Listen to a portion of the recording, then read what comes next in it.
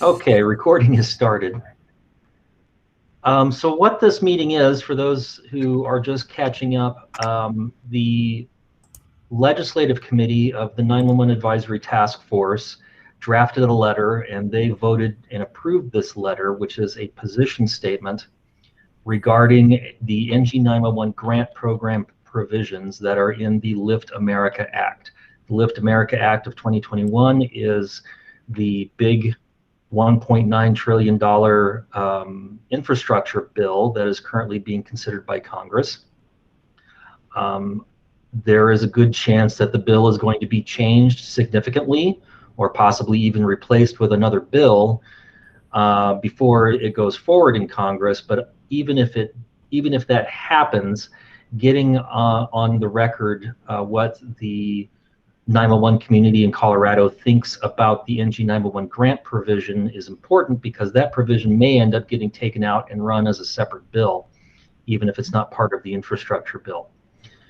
So either direction it goes, whether it's part of the infrastructure bill or if it's run as a separate bill, I think it's important for the 911 community in Colorado to be heard as to what it thinks about the bill and if there are changes that need to be made. So what we would like to do, the Legislative Committee, and by the way, Jackie Louise, who is the chair of the Legislative Committee, had a conflict this morning, is unable to join, so that's why I'm speaking on it instead of her. But what the committee would like to do is to have both the 911 Advisory Task Force and the Colorado NENA APCO board vote on this bill. And the idea being that we can use the logos of both organizations, as we have here at the top of the draft letter, and put it on the website of both the NENA APCO chapter as well as the task force. And then that'll also be on there when it gets sent out by the Legislative Committee to the sponsors of the bill and to Colorado's Washington, D.C. delegation. If both organizations don't approve it, if one approves it and not the other, we can always take one of these logos off, so it's not the end of the world. If neither organization approves it, then it just doesn't go forward. There was a copy of this bill attached to the meeting invite, so I'm hoping everyone has already had a chance to look at it, so we don't have to go through it paragraph by paragraph, but we can do that if people feel that if people feel like that would be a good thing to do. It's not that long. It's only well, it's 2.5 pages, so it's a little long, but it's not so long that we can't do that. And then what I would suggest that we do is have a vote of the task force first, because this came out of a committee of the task force.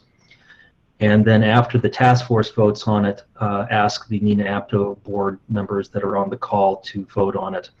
And that's assuming we have a quorum of each. So I think we'll need to actually take roll call, which I hadn't thought of until just now. So let me get out our list.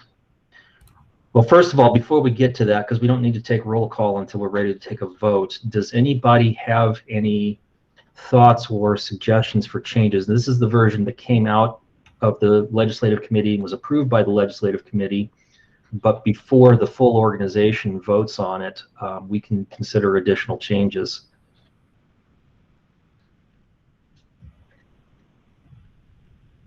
So I'm hoping everyone's had a chance to read it, and maybe you've formed some opinions based on that first reading.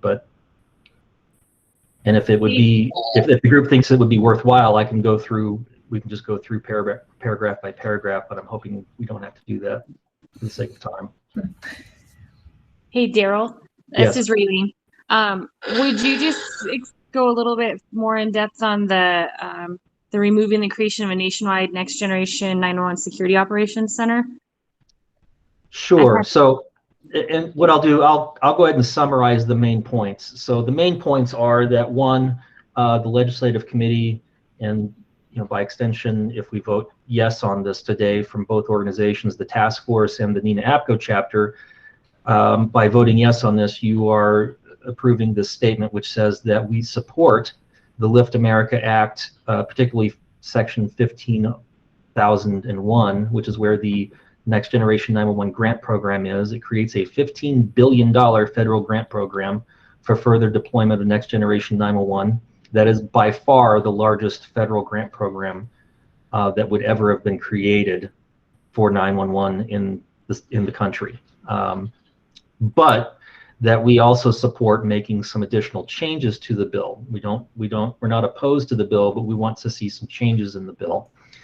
The first change, and the changes that are listed in bold. First, we strongly support the express inclusion of the NENA I3 standard in the list of examples of commonly accepted standards.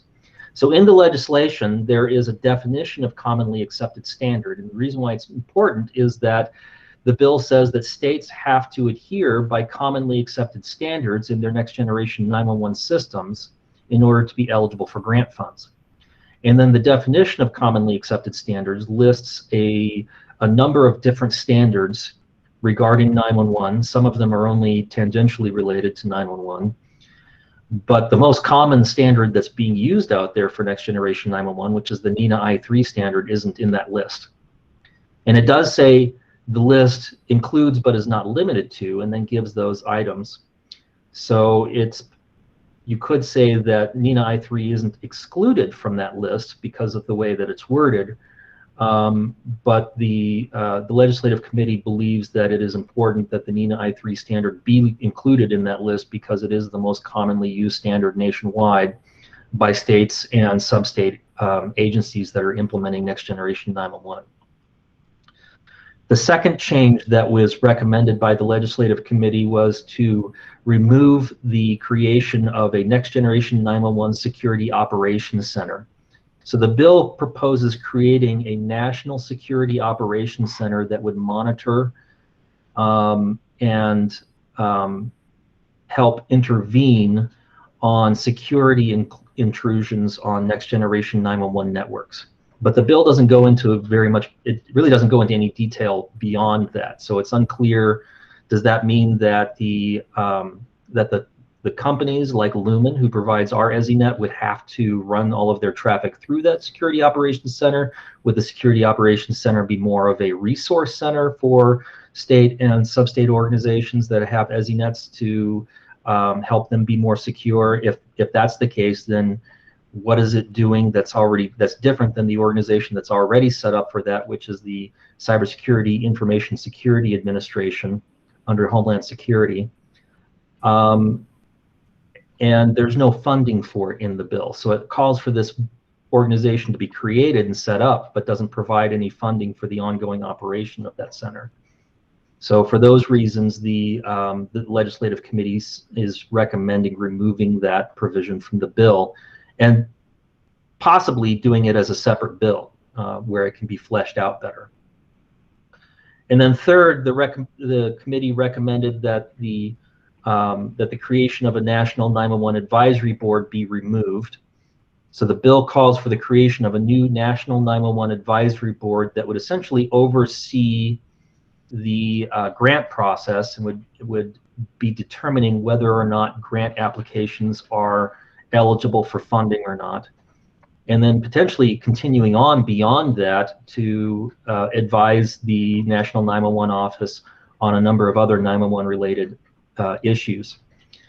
The legislative committee does not believe that the advisory board is necessary. It creates another level of government, whereas we already have advisory boards at all of the state levels.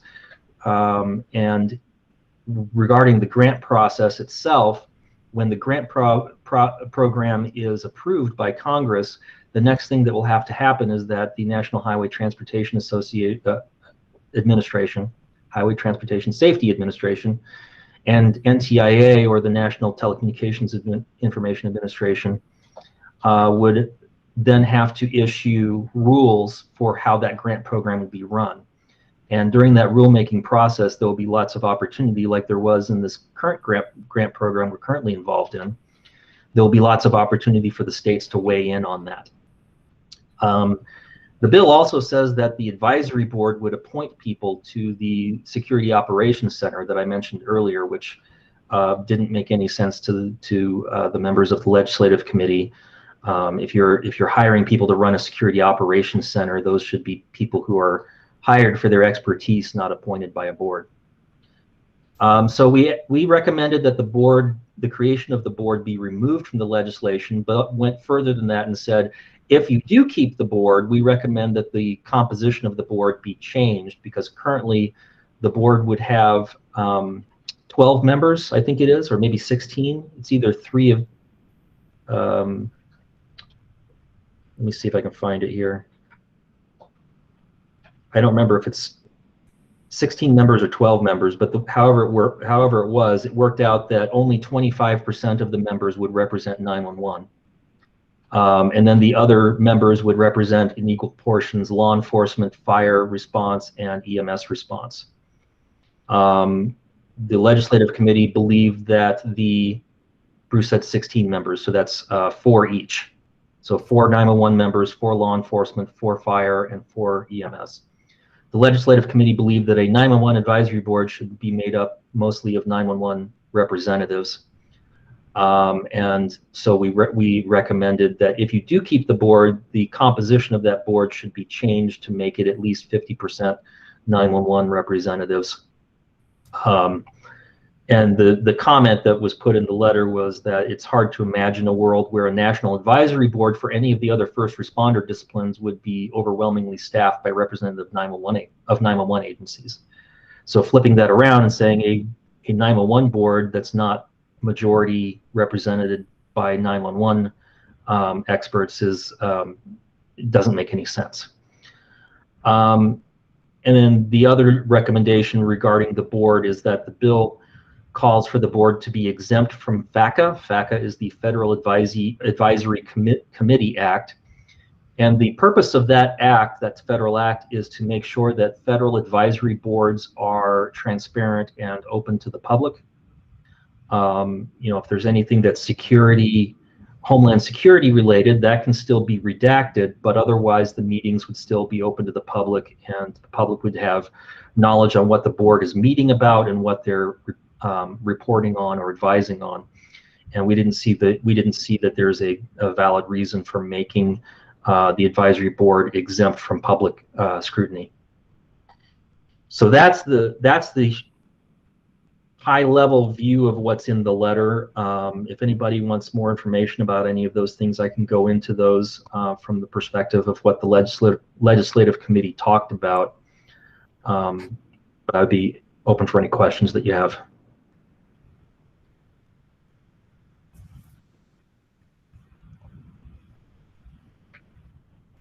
I don't have any questions. The couple that I did have, you answered with explaining that a little bit further, so I am comfortable with the letter as it is.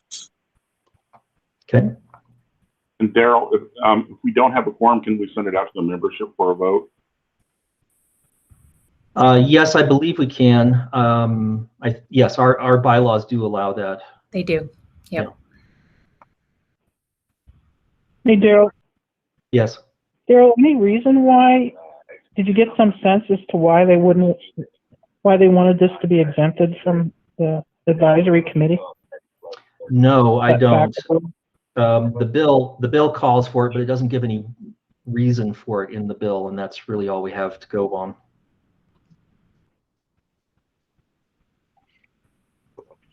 I can tell you that the points that are listed in here are very similar to the ones that have been brought up by other state NENA APCO, well, at least one other state NENA APCO chapter. We did look at a position statement that was issued by the Washington chapter. We also looked at a position statement that was issued by the National Association of State 911 Administrators, and both of those letters made very similar points.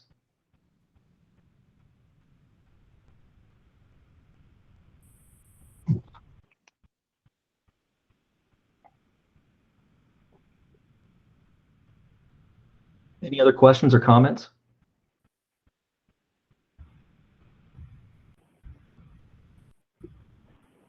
So we've got 45 people on the call. I think there's a possibility, at least, that we have a quorum. So I can tell you from NENA APCO counting members, we've got a quorum on our side. Great. Great. I'm going to put another column in here, and we'll just put SP for special meeting. So I'll go ahead and call roll call of voting members, and we'll see if we have a quorum. For CCI, we need Steve Moreno, Mike Wallace, or Marie Madrigal. Nothing heard. For CML, we need Megan Dollar. For accessibility, we need Cheryl Garcia. For at-large member, we need Matthew Ruggles or Luke Adams. Not off to a great start here. For BESP, Tim Kunkelman. For BESP, Mary Jane Rasher. For ILEC, Wes Horn. For ILEC, Darla Joseph. For wireless, Patrick Fusick. For wireless, Monica Aiken. I'm present. Thank you, Monica. And I saw Ray, I think I saw Ray Paddock join. Ray, are you on? Yes, there he is. Yes, I am. For CLEC VoIP, Jay Slater or Erica Stevens. For 911, all of the rest are for 911. Daniel Calderon or Suzanne Myers. Zeta Fail is here for Durango. Okay, thank you, Zeta. Yes. Danette Martin. I'm here. Jeremy Duncan. I saw Jennifer Kirkland on. So mark that one. Kimberly Culp, Val Turner, or Tracy Oldmeyer. For AdCom, Jackie Reynolds or Amy Book. For Eagle County, Beth Dobransky.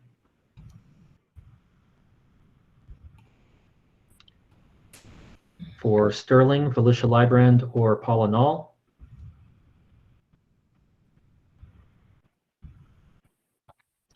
For JeffCom, Jeff Irvin.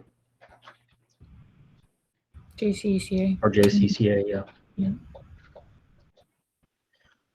For Delta County, Connie Johnson.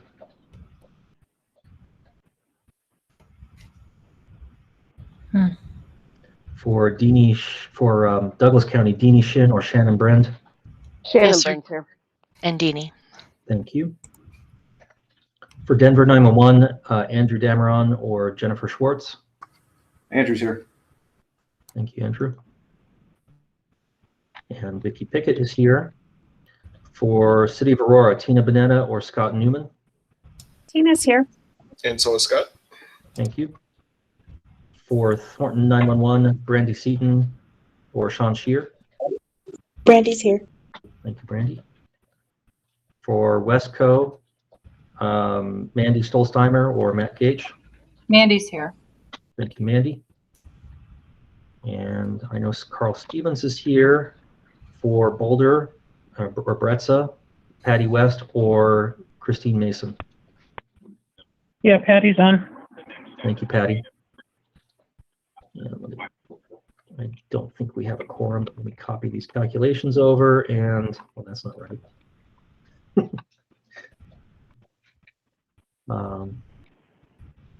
Why is that formula not working? Oh, because I have to put this in here too. So no, we only have 45% of the voting members in attendance. So I think what I would recommend is that we ask for a vote from the NENA APCO chapter, since they do have a quorum online, and then we will send this out to the voting members of the task force to ask for a vote by email.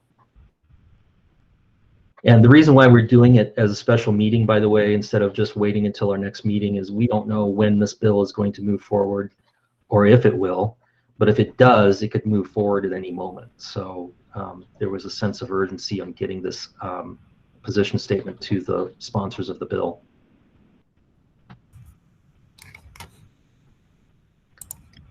So president of NENA APCO chapter is Adam Hathcock, I believe.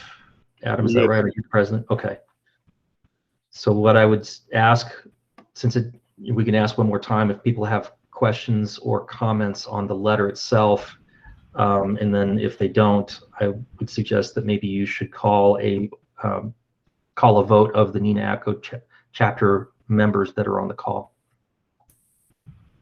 Absolutely. So can I get a motion to approve the NENA APCO support for the position statement regarding the Lift America Act presented by the 911 Advisory Task Force and the NENA APCO chapter of Colorado? Brad makes it. This is Kathy. I move. Okay, I heard Brad and Kathy. I will count Brad as the motion and Kathy as the second. Any further discussion? All in favor of approval signify by saying aye. Aye. Aye. All opposed, same sign. The support has been approved. Adam, Daryl, do you need to add our names to your agenda or your meeting notes?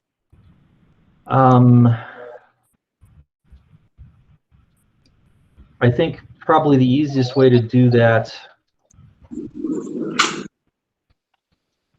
I think so I'm going to get a list of all of the people who were on the call, so that I can do that from that list. The only ones I won't have names for are the people who are attached by phone number only. So if you're on the phone only, please speak up now and state your name so that we know that you're on the call, and we can put that in the meeting minutes.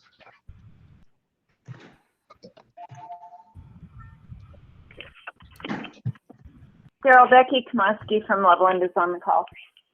Thank you. Anyone else? I'm showing 4 people attached by phone. I think phone one number of them was Patty West, I think. Yeah. Okay. Patty. Hey, Daryl, it's Danette. I'm on phone also. Okay. So that just leaves one more. Phone number ending in 454801 or 04.